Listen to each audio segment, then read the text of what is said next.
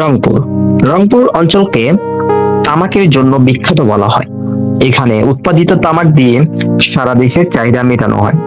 রংপুরে প্রচুর পরিমাণ ধান, পাট, আলু ও হাড়িভাঙ্গা আম উৎপাদিত হয়, যা স্থানীয় বাজার তথা সারা দেশের বাজারে সমান হারে সমাদিত। শিক্ষা শিক্ষা ব্যবস্থার দিক থেকে রংপুর জেলা প্রাচীনকাল থেকেই বাংলাদেশের একটি অন্যতম জেলা। এখানে গড়ে উঠেছে অনেক প্রসিদ্ধ শিক্ষা প্রতিষ্ঠান। এই জেলায় 282টি উচ্চ মাধ্যমিক বিদ্যালয়, 722টি সরকারি প্রাথমিক বিদ্যালয়, 38টি নিম্ন মাধ্যমিক বিদ্যালয়, 193টি বেসরকারি সংস্থা কর্তৃক নিয়ন্ত্রিত বিদ্যালয় এবং 320টি মাদ্রাসা। রংপুরের চিকিৎসা সুবিধা।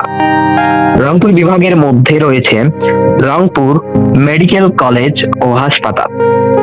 এটি একটি পূর্ণাঙ্গ সরকারি হাসপাতাল ও মেডিকেল কলেজ, যা 1969 সালে স্থাপিত হয়।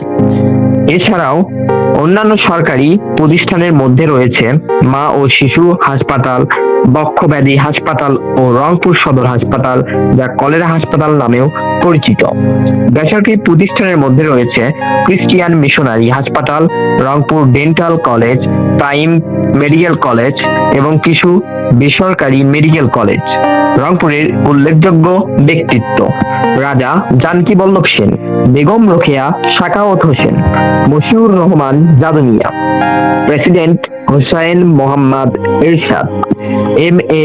অজেত মিয়া, আনিসুল হক, রফিকুল হক, রাশিদ আসকারি, সজীব আহমেদ, অজেদ জয়।